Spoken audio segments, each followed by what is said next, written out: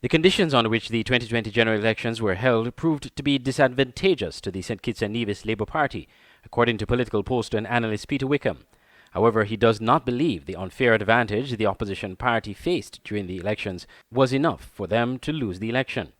Mr. Wickham was a guest on Let's Talk St. Kitts and Nevis, aired on SK Newsline's sister radio station, Voice of the Caribbean Radio, earlier this week. I agree to some extent that they were at a disadvantage. Strategically, I think the government used the COVID, to its best advantage. The Labour Party had two strengths going in. One was that the Labour Party had the capacity to bring in large numbers of overseas votes. That was essentially scuttled by the COVID. The other advantage is that the Labour Party over the years has shown the capacity to mount a bigger campaign than Team Unity. So bigger motorcades because they have more resources and probably more red cars in St. Kitts and Nevis. Some time ago, I had heard that every fifth car in St. Kitts and Nevis is red for some reason, and that makes the possibility of a motorcade for a red group always bigger. That's the case in Antigua, but that's an aside.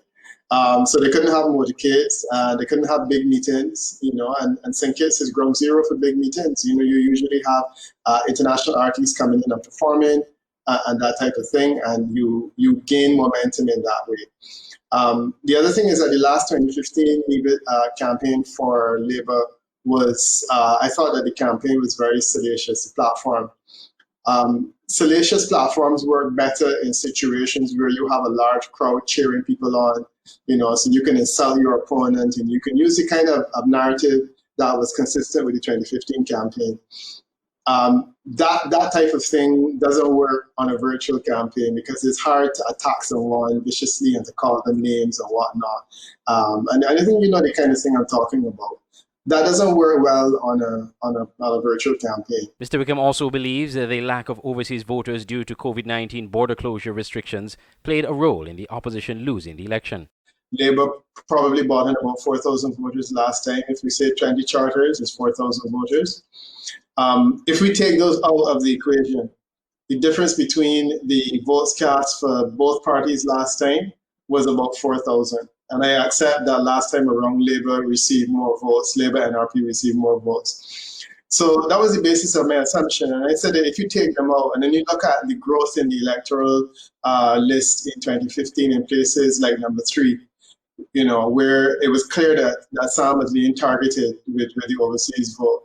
Once you take those out, it's a game changer. So I said, look, if you take out 4,000 votes across the board and you see places, I was seeing only 2 safe seats I was seeing were Dr. Douglas's seat, which is the reality. And then, of course, in Nevis, I was suggesting that Patrice Nivisbet would have won it. The reason that I suggested that Patrice Nivisbet might have gotten home was that I looked at the by-election, the local election, just recently, and I felt that the NRP was holding on fairly strongly. So my sense was that he would have been able to pull through even in the face of what I saw was a clear swing.